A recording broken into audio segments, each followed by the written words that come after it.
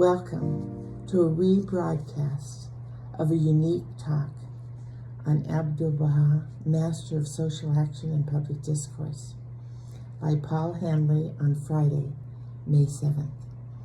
Those who heard it wished they to rehear it, and those who knew they were going to miss it asked us to record it. And so we have, and here we're able to rebroadcast it.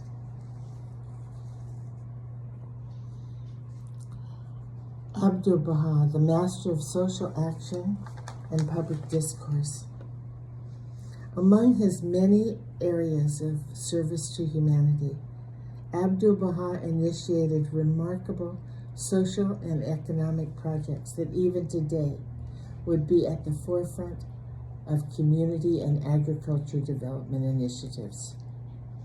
Similarly, his public discourse, which occurred 100 years ago, remains transformational in its content on innumerable topics, still at the forefront of contemporary discourse.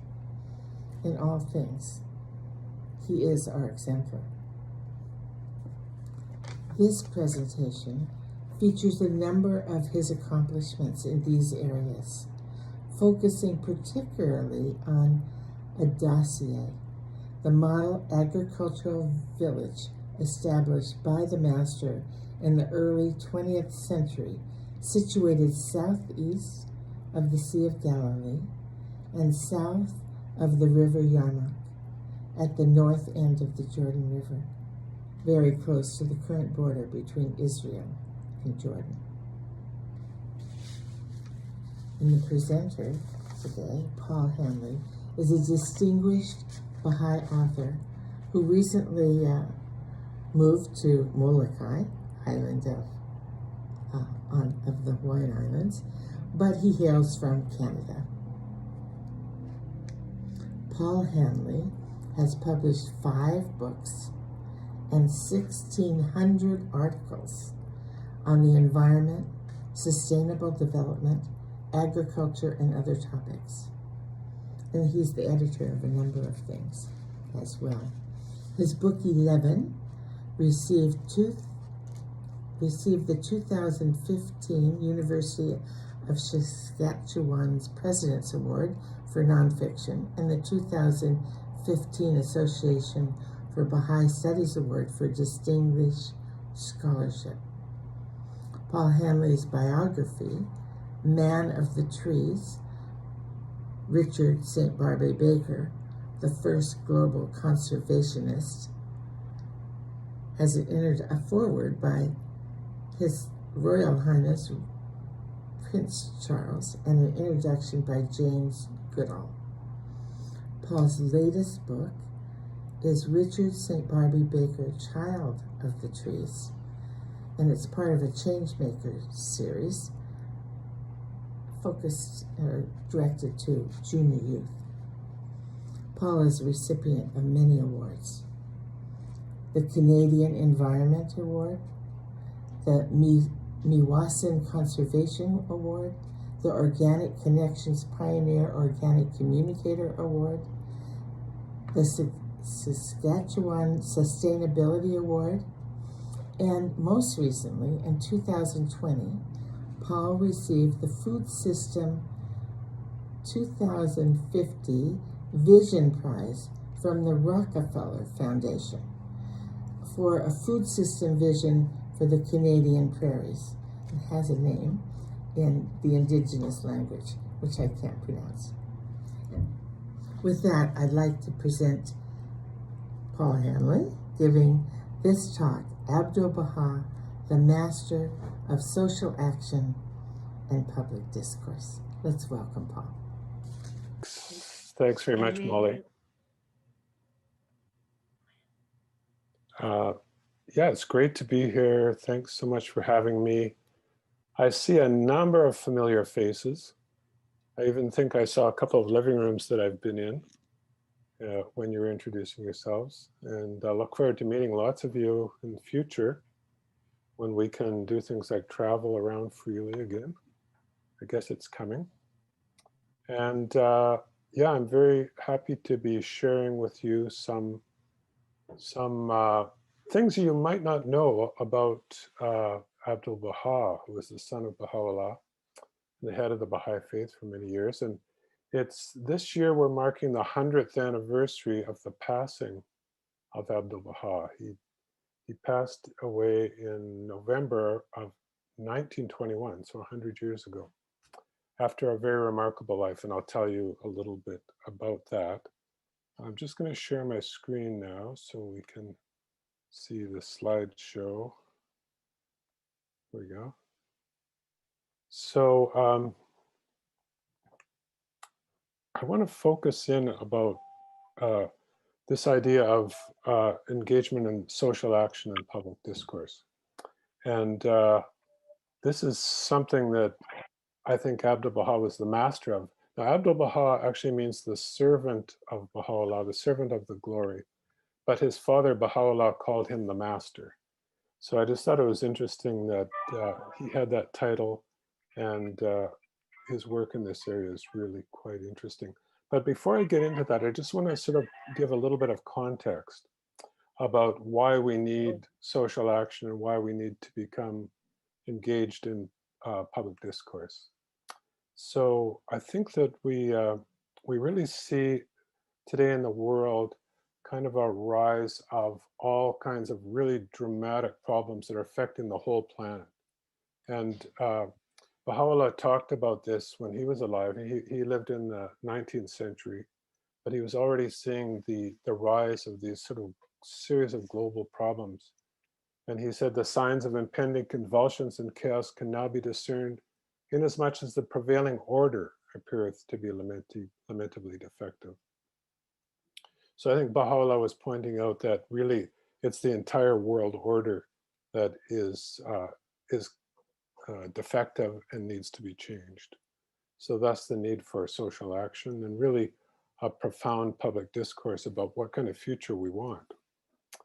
And he talked about his hope that humanity would arise to transform this defective order. And he beseeched God that he may graciously awaken the peoples of the earth, may grant that the end of their conduct may be profitable unto them, and aid them to accomplish that which beseemeth their station. And just going back here, I just wanted to just share this picture. This looks to me, when I see this, it looks like some kind of a horror movie, apocalypse movie, but it's an actual situation in Damascus in Syria during the crisis there. So just one of the signs of this kind of chaos that Baha'u'llah talked about. But he talked about the need for transformative change. So not just reform of the system, but really a complete transformation of the system. And he said that the object of every revelation, these manifestations of God come to us from time to time, and the object of their revelations is to effect a transformation in the whole character of mankind, a transformation that shall manifest itself both outwardly and inwardly, that shall affect both its inner life and external conditions. So how do you bring about that type of profound transformation? What are some of the steps involved? Well, I think we'd agree that, if you're looking for a transformation of the whole world order, you need a systematic plan. And you need really to involve change at the individual level. We each need to really look at how we can change and make a better contribution to the world than maybe we have in the past. We need our communities to change, but we also need our institutions to change. For example, our institutions of governance. So we need, in a sense, three sets of protagonists to become involved in this plan for change, to bring about change. And we also need three areas of action. One, I think, is really just to build the capacities that we need for transforming ourselves and for transforming our institutions and communities. And then, as we build this capacity, we gain, I guess, more ability to really start engaging in direct social action, things that will actually bring about profound changes in our communities, our regions, our nations, and also to become very adept at public discourse. So how can we influence people through words, and how can we share words and convincing arguments about the type of future that we really need to move towards? And so the Baha'i community and our way, I guess, of getting involved in this is really engaging in this set of core activities at the level of the neighborhood and the village, activities that build unity and capacity. Things like these devotional meetings where people of all faiths can come together and pray together and build a sense of spiritual unity. And this capacity building through prayer, devotions, and through educational processes that involve children, youth, and adults, um, they really pave the way for effective social action, just beginning on a small scale in our communities. And as we move forward, we learn from them, we can become more and more effective and bring about change on larger scale. And also becoming engaged in public discourse.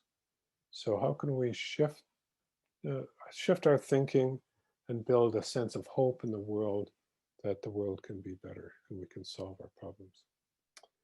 So, and the Universal House of Justice, the head of the Baha'i Faith, talked about this process that they have framed around the world and communities around the world, having the potential to disable every instrument devised by humanity over the long period of its childhood for one group to oppress another. So imagine that to eliminate oppression of all kinds, whether it's racism or sexism, nationalism, classism, and eliminate those. So this is what this process aims to do. And the master of that process is Abdu'l Bahá. And in the Baha'i faith, they talk about Abdu'l Bahá being our example, our exemplar. And we try to model ourselves on him. So he was really a master of this process of building capacity in people and communities and institutions, engaging in discourse to change people's thinking and values, and also in direct social action. So just about this idea of his involvement in public discourse, uh, he is said to have written 30,000 tablets. So basically a tablet is a letter. And some of these were just simple letters to friends and so on. But most of them were really profound documents which really lay out a whole vision of the future and a means of bringing about social change. And I looked at this 30,000 tablets, and we were saying, Molly mentioned that I was a writer and I'd written 1,500 articles over a 27-year period. And I thought, oh, that's pretty good. But really 30,000 tablets just kind of blows that away. And it would take, I figured this out, it would take one article like I wrote every day for 82 years to match Abdu'l Bahā's output. But the amazing thing was that this is just a fraction of what he did. He also toured through Europe and through North America, engaging in verbal discourse on his international travels, and was actually, this happened in around, I think, 1912 to 1914, and he became a sensation. Newspaper headlines, front pages were filled with stories about his talks. He had this huge impact on people, affecting hundreds of thousands of people through his travels, and really establishing the Baha'i faith in the West. But he was also a master of social action.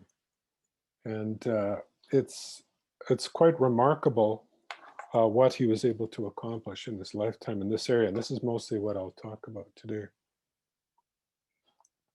He was called right down to the micro level. He lived in Palestine, which is now Israel, in the city of Akka and also in Haifa. And people called him the Lord of Generosity. And these are his personal activities and his day-to-day activities, among all the other things he was doing, involved going out into the community and helping people very, very directly. And someone said about him, he goes about doing good, and Mohammedans and Christians alike share his benefactions. From sunrise often until midnight, he works, in spite of broken health, never sparing himself if there is a wrong to be righted or a suffering to be relieved. Meanwhile, he was originally from Iran. He was exiled to Israel from Iran. And in Iran, he was very engaged in social action. He set up, encouraged the Baha'is to set up schools and medical facilities and promoted the role of women in the community. And interestingly, Baha'i women achieved 100% literacy compared to the general population of 25%. And even today, only about 80% of Iranian women are literate, and Baha'is are 100% literate. And interestingly, through all of this, he was an exile and a prisoner, just doing all of these things until I think 1908, he was in prison. So he was in prison because of his advocacy of his father's work, the Baha'i faith. And often, as you know, the manifestations of the great teachers like Jesus were often hated by the authorities, and the same happened with Baha'u'llah and Abdu'l Bahá. So from the age of 9 to 64, he was a prisoner, and most of the time under a threat of execution. So it's amazing that he was able to do this. Another thing he did was receive all the Baha'i pilgrims from around the world, and often he'd actually cook for them himself. So he was kind of like almost superhuman. Meanwhile, he was doing things like building the shrine of the Bab and administering a world religion. So just a really, really extraordinary human being. So I wanted to talk about some remarkable, sustainable, regenerative, social economic development programs that he created. And one is in a community in Jordan called Adasiya. And I'm mostly basing this on an article written by a man named Raj Pushti, an Iranian agriculturalist who wrote this wonderful article about Abdu'l Bahá's project in this village. Now, this village of Adasiya is now in Jordan. I guess it would have been considered in Palestine at the time. And it's very close to the Sea of Galilee. In this circle area, you can see where it is. And so in 1901, Abdu'l Bahá purchased the lands of Adasiya as a whole village, paying 400 Turkish gold lira. The original area purchase was 920 hectares. And a hectare is, let's say it's close to 2 acres. However, Abdu'l Bahá immediately gave away 230 hectares, leaving a total of 690. The village was developed in several phases. At first, Abdu'l Bahá made arrangements for several farmers to begin the work, but they found it very difficult due to the poor conditions of the land and the heavy labor required. What's more, they were subject to raids by thieves who stole whatever meager crops they were able to produce. In 1907, recognizing these obstacles, Abdu'l Bahá contacted the Baha'is in Persia and asked them to send experienced farmers to settle in Adasiya. Interestingly, I discovered that there's an Israeli researcher named Shea Rosen, and he recently did a presentation where he has investigated Adasiya, this Baha'i village in Jordan, and 3 other villages that the Baha'is had. And he shared this quotation from the writings of Baha'u'llah, where Baha'u'llah actually directly blessed these. He talked about the delicate, to dedicate the rich and sacred territories adjoining the Jordan in its vicinity to the worship and service of the one true God. So actually Baha'u'llah himself endorsed these projects. So Abdu'l Bahá brought these farmers from Iran, but he was very transparent, and it wasn't very encouraging what he told them. So over the next couple of years, a group of farmers from around the Yazd area in Persia began to arrive and commenced farm operations. Abdu'l Bahá informed the farmers that they were coming to one of the most inhospitable places on earth. In the Jordan Valley, the heat was stifling from June to September, with average daily temperatures around 38 degrees Celsius. which is close to 100 degrees Fahrenheit. Malaria was a significant problem. While the land had once been fertile and supported a large population, agriculture in the region had fallen into decline under Ottoman rule. Abdu'l Bahá had told them that God would gradually make the climate of Abbasia more comfortable, merely for the sake of the Baha'i farmers from Iran. These farmers would overcome many obstacles to implement the projects planned and directed by Abdu'l Bahá. At first, hand labor with simple tools were used to prepare the land, but gradually draft animals and plows were added. They also had to build homes to provide for the basic needs of their families, and these and other buildings were initially made from mud bricks. Before the farmers started cultivation, Abdu'l Bahá instructed them to meet, consult, and then to divide the land among themselves. So this is a picture of some of the people that lived in Abbasia. Gradually, life did begin to improve and the Friends began to prosper. Precipitation was sufficient to support rain-fed grain production, and Abdu'l Bahá recommended that the farmers begin by planting wheat and barley. Often the farmers visited Haifa or Akka to seek Abdu'l Bahá's advice. He would make a specific recommendation for that season, assuring them of a bumper harvest and great bounty. An important characteristic of the Jordan Valley is a year-round growing season, making double cropping feasible. Over time, the farmers were able to become quite productive and to produce surplus grain.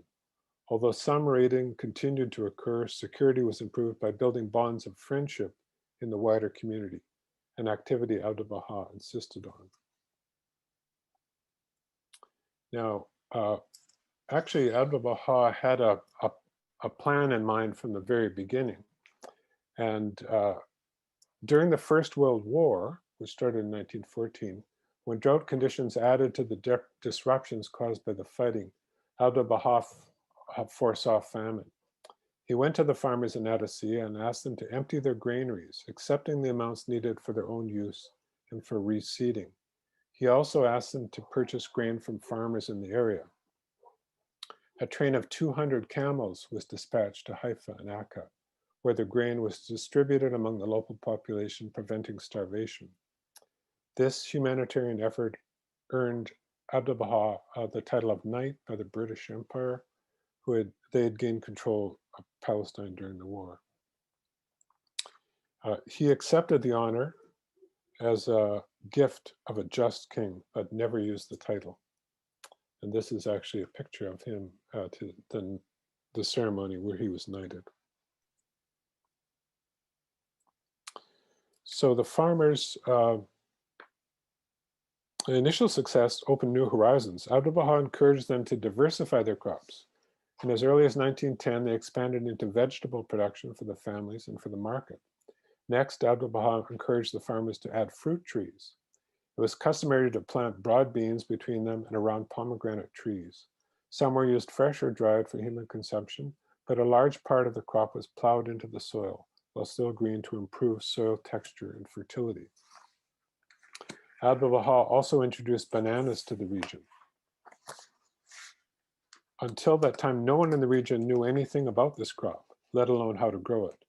At first, the villagers were even more unsure how to eat it, finding it quite unpalatable and hard to swallow, until they were shown that the outer skin had to be removed.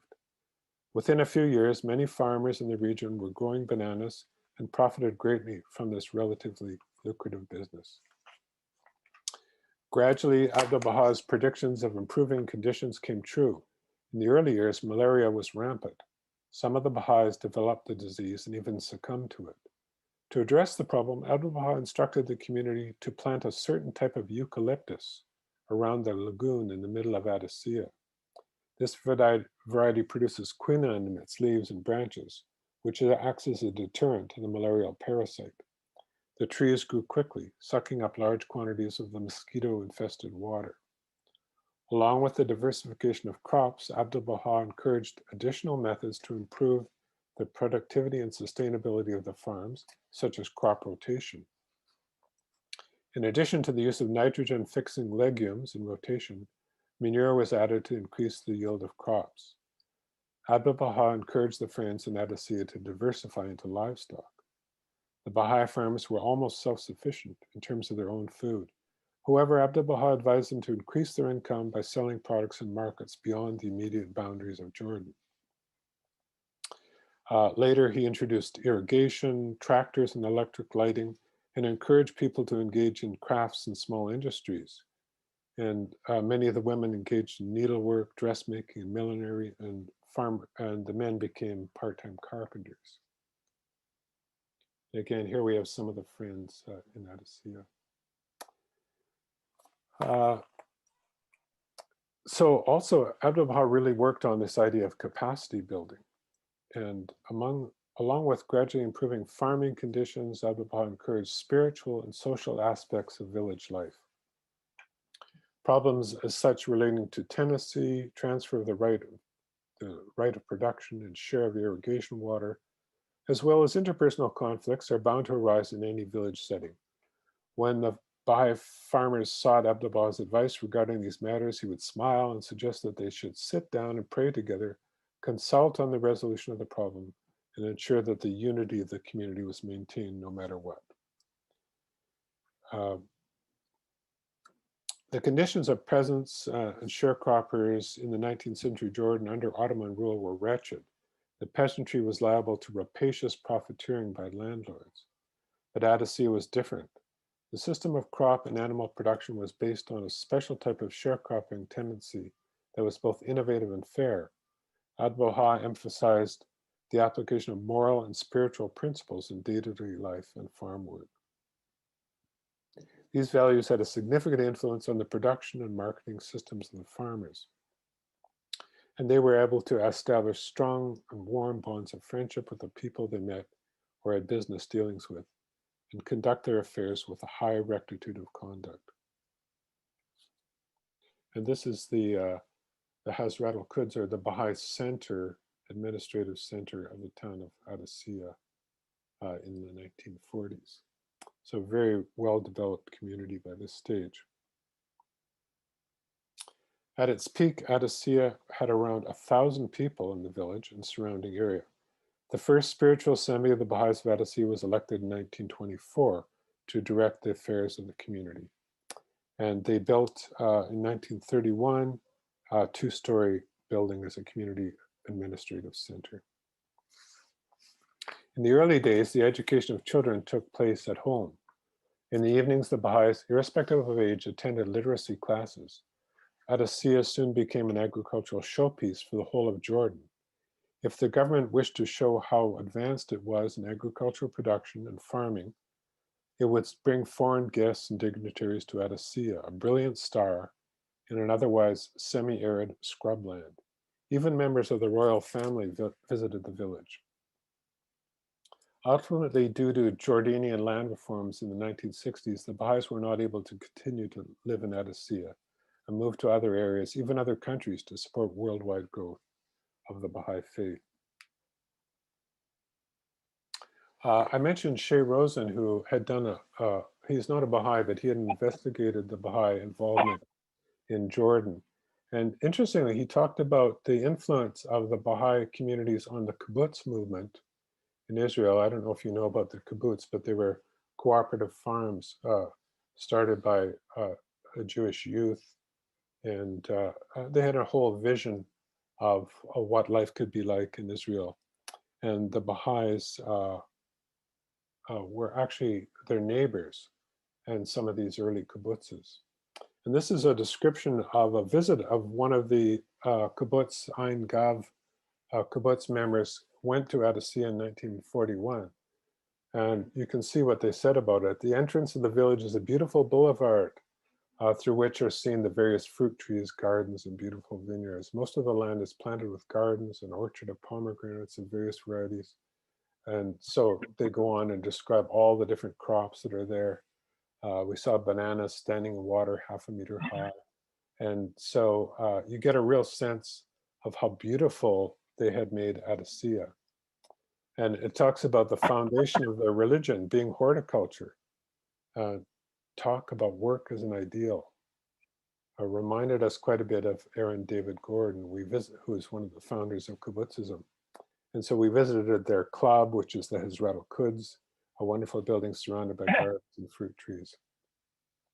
It's difficult to describe that in such a remote corner there is such wealth and beauty. So you can see from their observations how much this village had developed. And Abdu'l Bahá, he he came to the Haifa Akka area as a prisoner and an exile. Everybody hated the Baha'is at first, but you can see how he gradually, through this behavior, won over the community. And when he died in 1921, 10,000 people attended his funeral. So an amazing impact that he had. And today, just outside of Akka, this is the shrine to Abdu'l Bahá that's being built. So this really, really remarkable architectural design, and it's now under construction to commemorate the life of this wonderful human being. So I think that Adessia, although it was in the 20th century, the early 20th century, is really still an example for our times. The village provided ecological and climate services. With the encouragement of Abdu'l Bahá, the community restored degraded, eroded, and deforested land, improved soil quality, improved water use efficiency, and increased crop diversity, including the use of perennial tree crops and forages. Today, this approach, which requires minimal external inputs, is known as agroecology, an effort to farm in a manner that mimics the functions of natural ecosystems. It also really developed methods of social economic development that we need today. The initial capital investment by Abdu'l Bahá was the catalyst that allowed families in Adessia to prosper. They were able to transform scrubland into productive farms that eventually supported hundreds of residents and contributed to the local and regional economy. The farm provided high quality food for the village and urban areas. The generous sharecropping arrangements and profit sharing improved the standard of living of residents and non-resident farm laborers. And also, Abdu'l Bahá was building capacity in people, including their moral capacity. Material self-reliance brings a sense of dignity. Abdu'l Bahá went further, encouraging the residents of Adessia to pay equal attention to their moral development. This was achieved through education, both material and spiritual, for the children, youth, and adults, and through regular devotional meetings. Education supported a dual moral purpose: to develop the potentialities of the individual and to enhance their capacity to be of service. Building this capacity helped community members to live harmoniously. A local governing institution was elected to administer the material and spiritual needs of the community. In this way, the moral capacity of the individual, the community, and institutions increased. So this is exactly what's needed for village development today all over the world. And it's interesting that, we don't really think about this, but farming remains the largest single occupation today in the world. And 1/3 of humanity, some 2 billion farmers and their families, derive their livelihood from agriculture still today. There are 500 million farms worldwide. 200 million people are pastoralists, they're involved in grazing animals.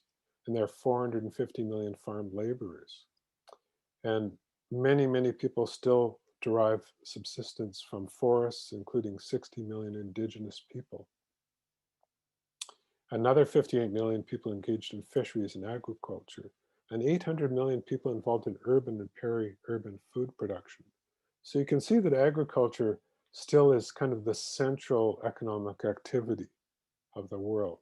So it's very important to develop systems of agricultural sustainability and equity at the level of villages.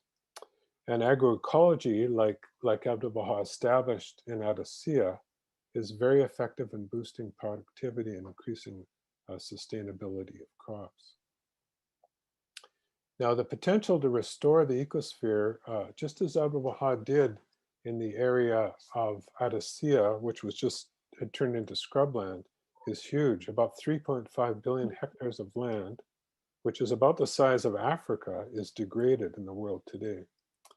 And if we could as Abdu'l Bahá did, support the rural poor to restore the land.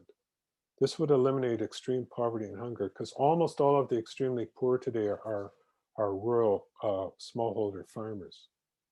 It would increase the world's biocapacity. That's its ability to, for example, produce oxygen, produce ecosystem services, produce food, and so on. And it would help to ameliorate climate change, because one of the best ways to deal with climate change is to increase soil organic carbon, take carbon dioxide out of the atmosphere and turn it into carbon in the soil. And it will also help to avoid this massive problem of mass migrations and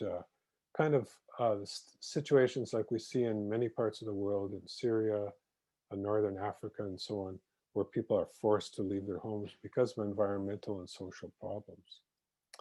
And restoring this ecosphere, this amount of land, 3.5 billion acres, would almost be like creating a new continent in the world. So, following in the footsteps of the master, Abdu'l Bahá, many Baha'is have become engaged in agricultural projects. And I'll just tell you just about a few of them before we end. And this goes back a long way. It was mentioned that I've written a book about Richard St. Barbe Baker, who was called the Man of the Trees. And he began projects very similar to what Abdu'l Bahá did in Nigeria and Benin in the 1920s. And here he is out in a village discussing and consulting with the headman and the villagers in the village about how they could improve their agricultural systems, which were under threat from climate change in the region and influx of foreign companies deforesting their area.